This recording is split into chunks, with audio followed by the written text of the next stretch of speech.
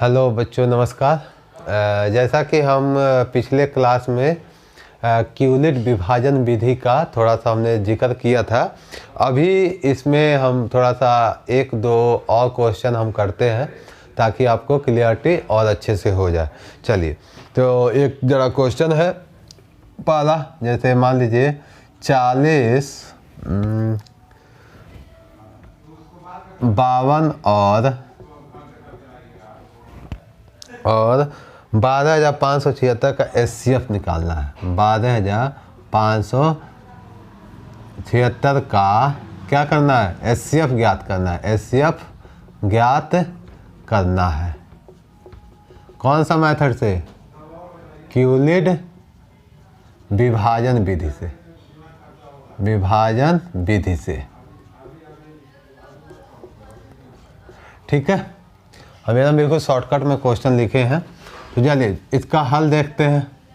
पहले हम क्या करेंगे, ध्यान से देखिएगा। 12,576 लिखा हुआ है, इसमें हम क्या करेंगे?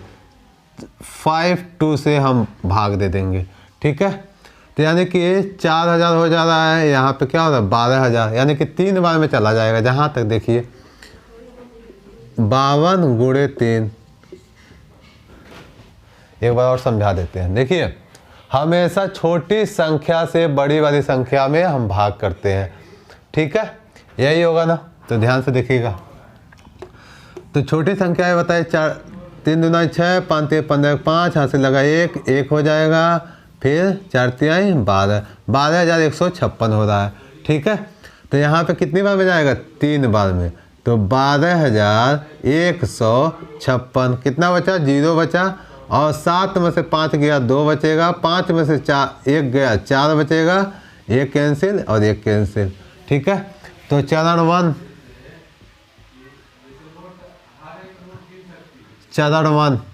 में क्या करना पा?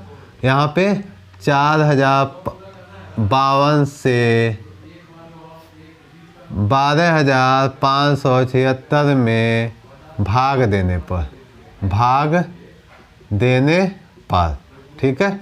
तो 12,576 इज इक्वल टू 4,052 गुणे 3 और प्लस, क्यों लिखे? 4,052 ये हो गया जिससे हमने भाग किया था, और प्लस 3 गुणे 3, यानी जो भागफल आया है, और प्लस शेषफल कितना है? 420, ठीक है। अब क्या करेंगे अगला? तो शेषफल क्या है? शेषफल नॉट इक्वल टू 0। तब क्या करना पड़ेगा अगला? 420 से यहाँ 4,052 में भाग करना पड़ेगा। 4,052 में भाग करने पर, तो यहाँ पे चरण दूसरा 420 से 4,052 में भाग करने पर, भाग देने पर, ठीक है। चलिए, तो ये बताइए, ये 405 है, यानी कि जाहिर सी बात है यहाँ पे 9 बार में जाएगा। अब एक बार देख लेते हैं। 420 गुणे 9, 0 9 3 18 के 8 हाथ से लगाए, 4 9 36, 1 37, कितनी बार में जाएगा?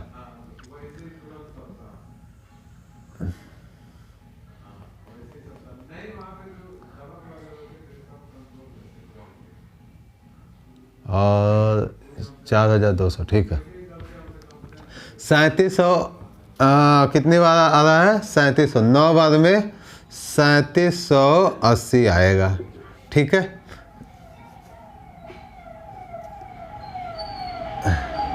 यहाँ पे कितना बचा शेषफल?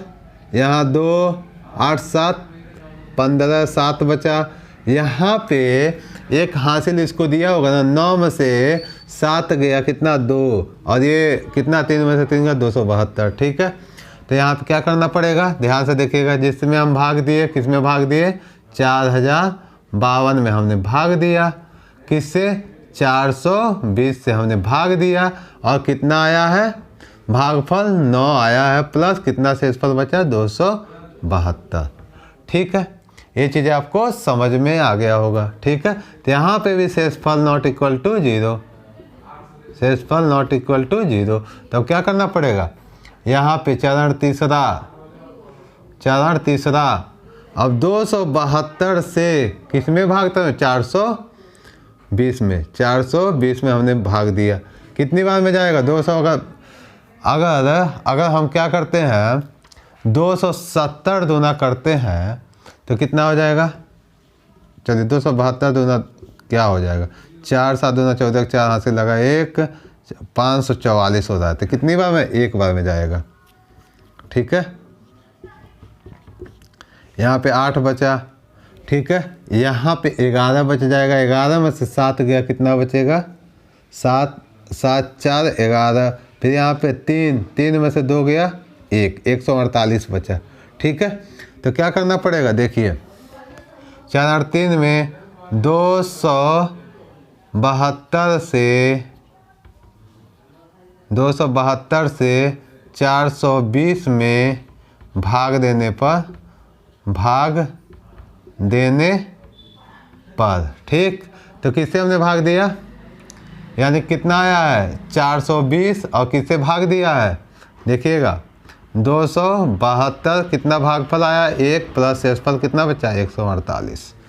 ये चीज़ें आपको समझ में आ गई होगी। चलिए अब क्या करेंगे, 148 से 272 में भाग देना पड़ेगा। ठीक है, ये तो लंबा जाएगा ही जाएगा। 148 दूना कितना हो जाएगा, यानी कि 300 में से अगर मान लीजिए 4 घटाएंगे यानी कि एक ही बार में जाएगा। 148 गुणे 2 कितना होगा, 8 दूना 16, 6 यहाँ से लगा 1, फिर 4 दूना 8, 1 9, फिर यहाँ पे 2, 296। 8 दूना 16 के 6 यहाँ से लगा 1, 4 दूना 8, 1 9, फिर 2 एकम 2, 296 हुआ। तो 148 एकम 148 हो जाएगा। ठीक है, कितना बचा, ध्यान से देखिएगा, यहाँ पे 12 में से 8 गया 4 बचेगा, यहाँ 6 में से 4 गया 2, और यहाँ पे 1, यहाँ 2 में से 1 गया 1, 124। ठीक है, तो क्या करना पड़ेगा, 148 से 272 में भाग देने पर चरण 4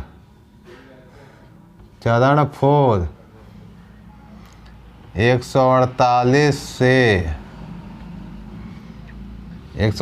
से 272 में भाग देने पर।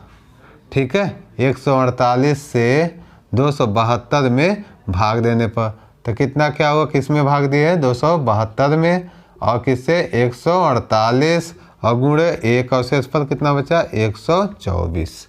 ठीक है, अब 124 से 148 में, इसी में यही चीज़ें स्टेप रिपीट हो रहा है, ध्यान से देखिएगा। तो 124 दूना कितना हो जाएगा, ओ भाई 100 यहाँ 4 बचा, यहाँ 2 बचा। ठीक है, तो कितना हो जाएगा, ध्यान से देखिएगा। तो यहाँ पे अभी भी 24 बच रहा है, तो ध्यान से देखिएगा। 124 से किसमें 148 में भाग देने पर। ठीक है, तो यहाँ पे हो जाएगा 148 बराबर किससे भाग दिया, 124 से मैंने भाग दिया, और गुणे कितनी बार 1, शेषफल कितना बचा 24। यहाँ तक आपको समझ में आया होगा। अब क्या करेंगे, अब अगला स्टेप जो है यहाँ पे, अब 24 से 124 में भाग देंगे। चरण 4, चरण 5, चरण 6, चरण 7, अभी बहुत लंबा जा रहा है। चलिए ठीक है, ये चरण 5 हो गया। अब क्या करते हैं, चरण 6 पे जाते हैं। चलिए चरण 6 किससे 24 से 124 में भाग दे दो, कितनी बार में जाएगा, 5 बार में नहीं जाएगा, तो यानी कि 4 बार में। तो 24 चौक को 20 चौक को 80 और 16, 80 16 96, तो 24 चौक को 96 हो जाएगा। कितने बढ़ेगा? 8 6 14, फिर 9 2 11, ये तो कैंसिल हो गया, 28। तो यानी कि चरण 6 में क्या करना पड़ेगा, ध्यान से देखिएगा। 24 से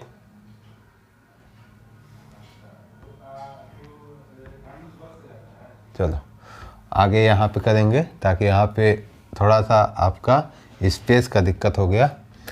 तो यहाँ पे 24 से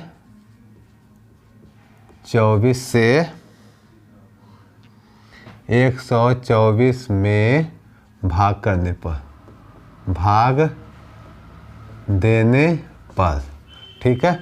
तो क्या किए, 24 भागा 124, और यहाँ कितनी बार में जाएगा, 4 बार में। तो कितना, ओहो ये क्या लिख रहा हूँ, 24 से भाग देने पर जितना आया, तो 124 इज इक्वल टू 24 गुणे कितनी बार में, 4, और प्लस शेषफल कितना बचा, 28। ये चीज़ें आपको समझ में आया होगा। चलिए आगे देखते हैं। अब क्या करना पड़ेगा, आगे देखिएगा। आगे अब यहाँ से कितना बचा है, 24।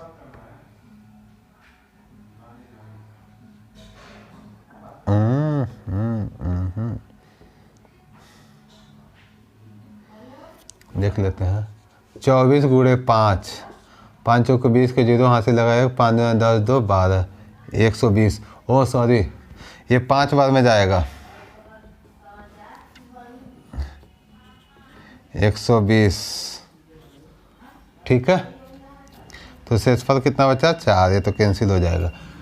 तो 24 गुणे 5 हो जाएगा, और प्लस शेषफल कितना है, 4, ठीक है। अब क्या करेंगे, ध्यान से देखिएगा।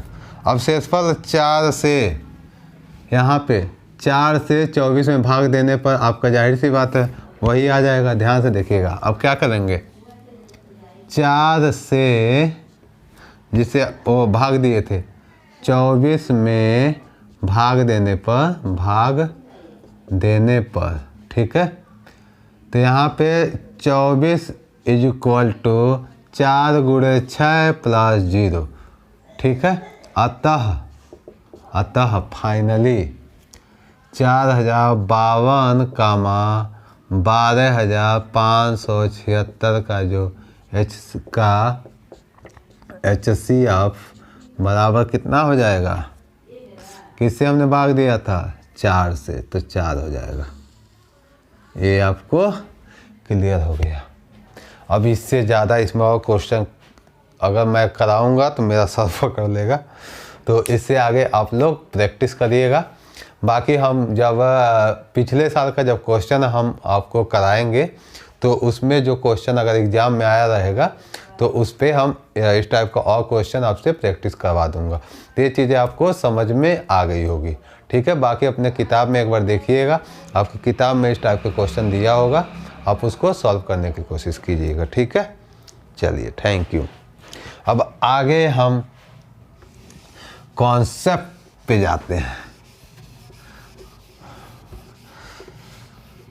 ये जो कैलकुलेशन वाला है, इसमें गलती बहुत ज़्यादा होती है, और प्लस बोर्ड पे पढ़ाओ, यूट्यूब पे कोई भी बच्चा नहीं होता है सामने, ठीक है। तो थोड़ा सा यही थोड़ा सा दिक्कत हो जाता है। बाकी धीरे धीरे पढ़ाते पढ़ाते प्रैक्टिस होगा। तो अभी जो भी थोड़ा सा गलती हो रहा है, थोड़ा इसको इग्नोर कीजिएगा। चलिए आगे देखिएगा। अब हम किस पे आ रहे हैं, अब आ रहे हैं 3Q + R, ठीक है। इस बात को सिद्ध करना है कि ये अपरिमेय संख्या है कि परिमेय संख्या है। इस टाइप के क्वेश्चन पे हम आते हैं, ठीक है। तो ध्यान से देखिएगा। जैसे अगर मान लीजिए पहला क्वेश्चन हमने एक मैंने कॉन्सेप्ट लिया, जैसे 2Q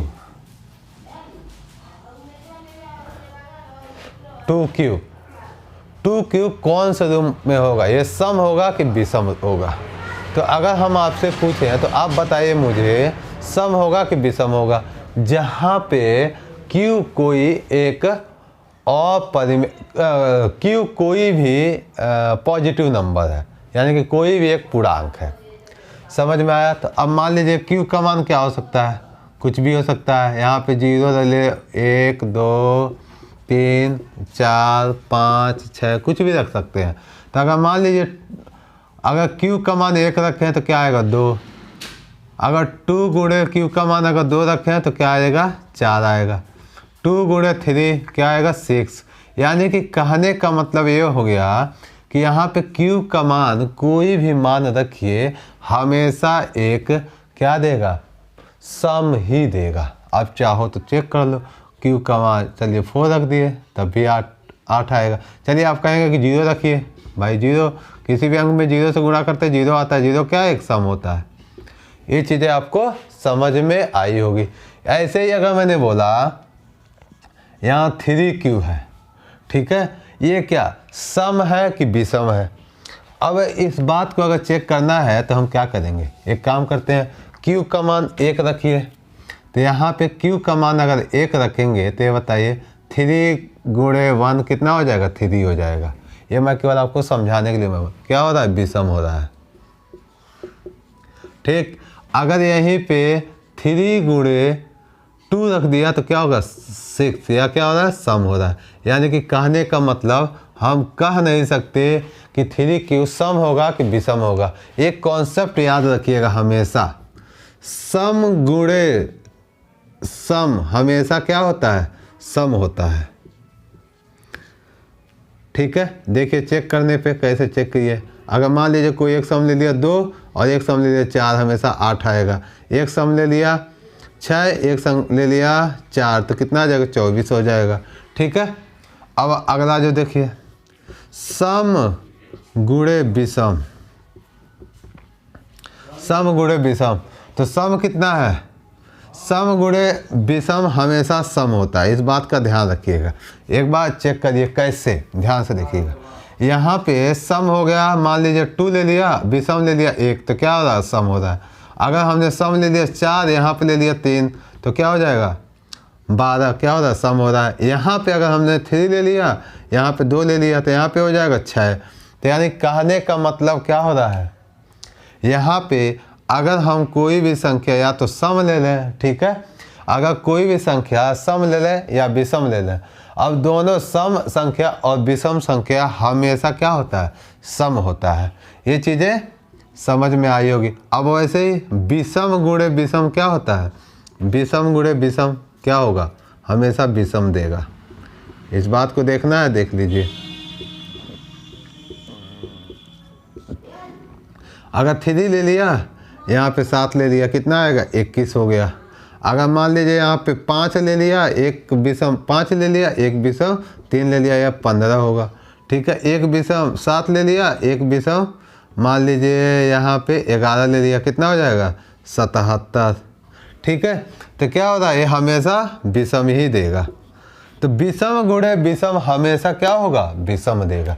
इस कॉन्सेप्ट को हमेशा याद रखिएगा। चलिए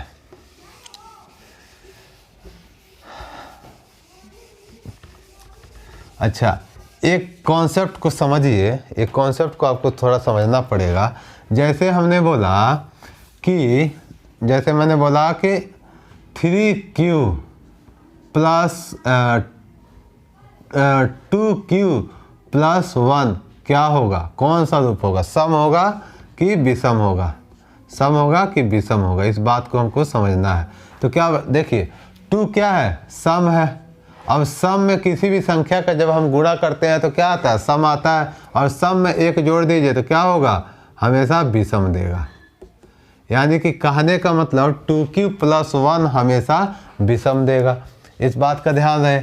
अगर मान लीजिए यहाँ पे 8q प्लस 3 कर दिया, ठीक है, 8q प्लस 3 कर दिया, तो यहाँ पे 8 क्या है, सम है। ठीक, यहाँ पे q का मान कुछ भी रखिए, ठीक है, q का मान 1 दीजिए 2 दीजिए, गुणा करने पे क्या आएगा, हमेशा सम आएगा। और सम में अगर 3 जोड़ेंगे तो हमेशा क्या होगा, विषम आएगा। किसी भी सम संख्या में अगर विषम संख्या को ऐड किया जाए तो हमेशा वो संख्या विषम आती है। ये चीज़ें आपको क्लियर हो गया होगा।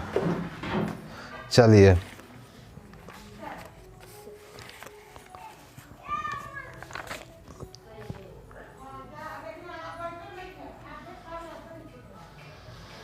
तो एक थोड़ा सा क्वेश्चन आपका थोड़ा सा अच्छा क्वेश्चन है, एक उसी से रिलेटेड, जैसे कि उसमें है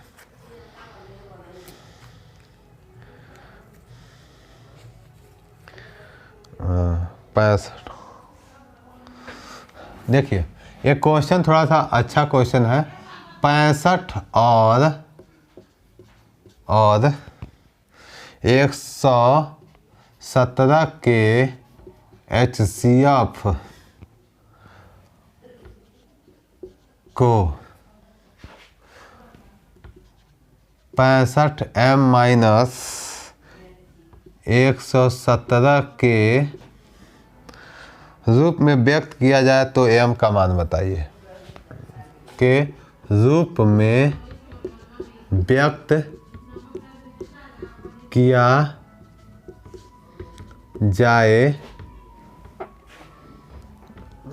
जाए तो m का मान बताइए। m का मान बताइए।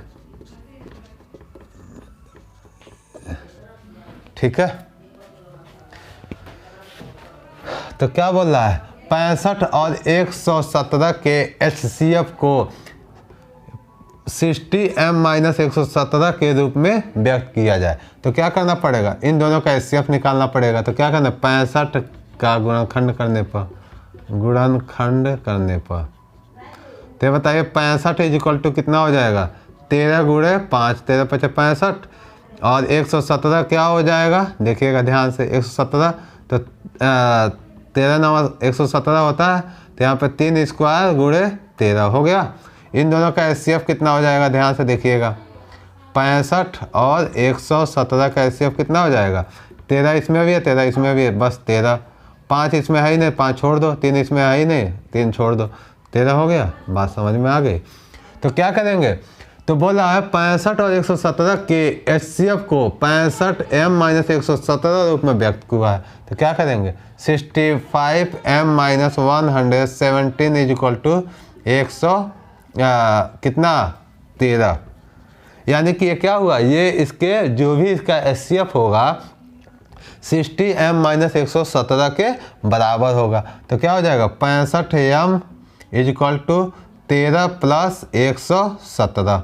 ठीक है, तो 65m बराबर कितना हो जाएगा, ध्यान से देखिएगा, यहाँ पे 20 हो जाएगा यानी कि 130 और 65 दूना कितना हो जाएगा, m बराबर 130/2, तो यहाँ पे कितनी बार जाएगा, ये 65 यहाँ पे गुणे 2, तो m बराबर कितना आ जाएगा 2।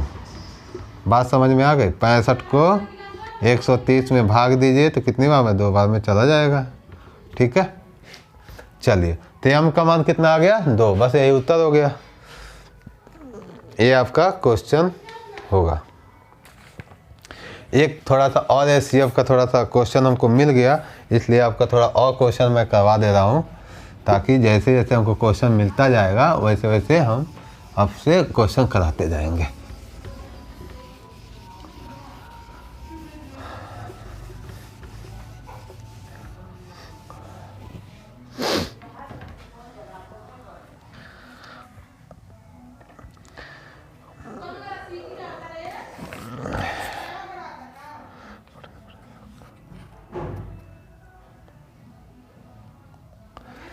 क्या बोल रहा है, बड़ी से बड़ी संख्या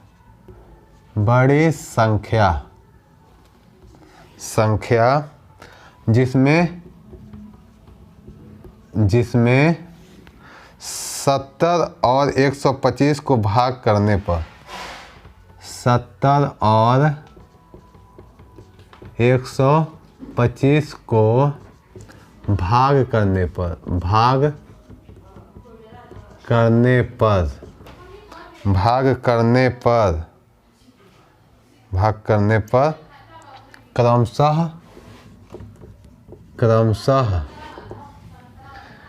5 और 8 शेष फल आए। क्रमशः 5 और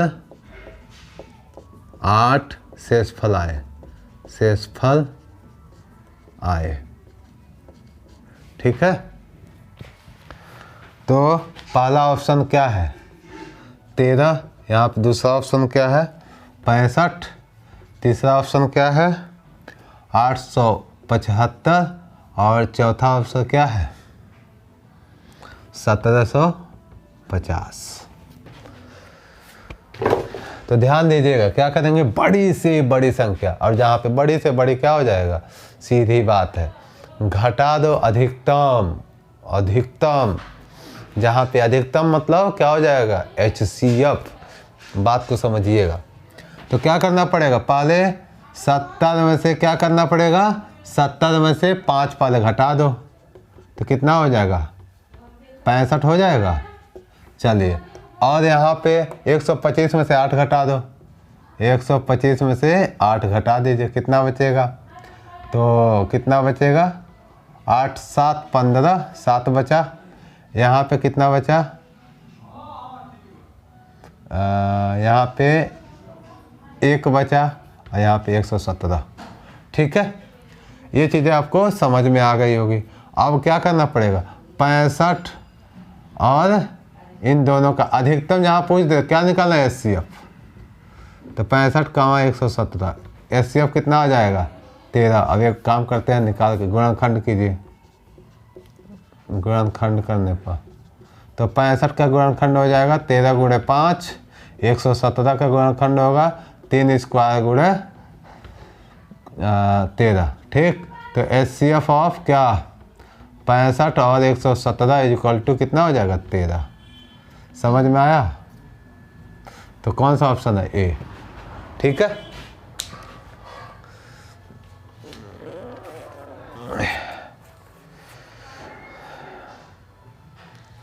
बाकी थोड़ा परेड वाले भी क्वेश्चन है, तो इसमें वो चीज़ें आप कर लोगे।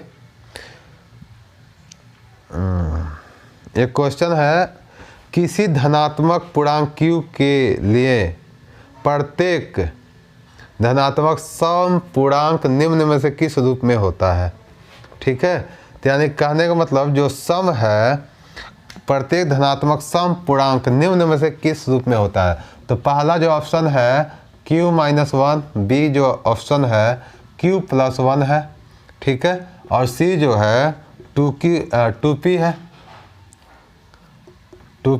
और डी जो है 2q+1 है। ठीक है, तो ये बताइए इसमें जो q के लिए कौन सा हमेशा वो सम रूप देगा। तो ये बताइए q, यहाँ पे q का मान, अगर q का मान कोई भी धनात्मक पूर्णांक हो सकता है, 1 हो सकता है, 2 हो सकता है, यहाँ पे एक काम करते हैं 4 ले लेते, 4 माइनस 1 कितना हुआ 3, यानी कि ये पॉसिबल नहीं है। अच्छा, यहाँ पे किसी भी संख्या में अगर मान लीजिए यहाँ पे 4 ले लें प्लस 1 कर दिए, यहाँ पे 5 हो जाएगा विषम, ये भी नहीं होगा। लेकिन यहाँ 2p अभी मैंने समझाया था, तो क्या हो जाएगा 2p आंसर। ठीक है, चलिए आगे विषम रूप के लिए क्या होता है। तो पहला एक विषम के लिए जैसे p है, तो p इसमें कुछ भी रखो, जैसे 2 3 4 5 6, ये कुछ भी ऐसा नहीं हो सकता है, ये तो सम भी हो सकता है विषम भी हो सकता है।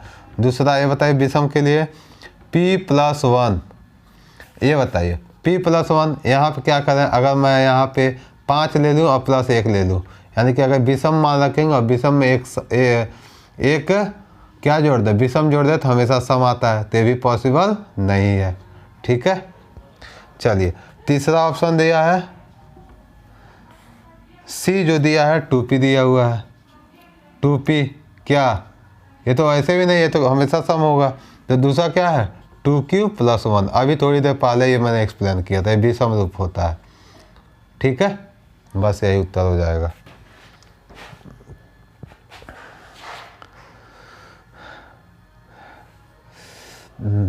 चलिए, तो हम आपको 4 क्वेश्चन मैं दे रहा हूँ, थोड़ा सा आप भी वो हल कीजिए। उसको घर से करके लाना है। घर से करना मतलब घर ही पे रहिए, प्लस अगले क्लास में उसके बारे में डिस्कस करेंगे। कमेंट में आप क्वेश्चन के वो सॉल्यूशन सेंड कीजिएगा, बाकी हम देखते हैं तो उत्तर क्या होगा। ठीक है, 135 कामा और 225 का एचसीएफ निकालना है। फिर अगला है दूसरा 196 और 38,220 का। ठीक है, तीसरा 867 और 255 का। ये क्यूलिट विभाजन विधि प्लस गुणनखंड विधि से आपको एचसीएफ निकालना है, दोनों मेथड से, दोनों विधि द्वारा।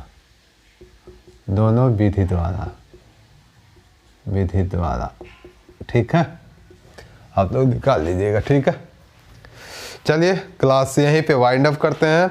बाकी अगले क्लास में जो डिस्कस होगा 3m+1, फिर 3m+3, फिर 3m+5 हमेशा ये विषम रूप होता है, सिद्ध कीजिए। इस बात को सिद्ध करना होगा। प्लस आगे अगर देखेंगे, अगर कल समय हो गया, अगर कल समय मिलेगा तो हम आगे जो डिस्कस करेंगे उस पर √2 एक अपरिमेय संख्या होती है। पहले इसके बारे में डिस्कस करेंगे कि ये परिमेय संख्या क्या है, अपरिमेय संख्या क्या है। तो अगर समय मिलेगा तो कल इसके बारे में हम डिस्कस करना चालू कर देंगे। बाकी अभी के लिए क्लास यहीं पे वाइंड अप करते हैं। धन्यवाद, आपने अपना कीमती समय मुझे दिया। बाकी हम मैथ में आपको तो इतना जान लीजिए, आपको हीरो बना के ही छोड़ेंगे। बस फॉलो करते रहिए और फॉलो कीजिए, शेयर कीजिए और मेरे वीडियो को पूरा वॉच कीजिए, तब आपको चीज़ें अच्छे से समझ में आएगी। ठीक है, धन्यवाद, गुड नाइट।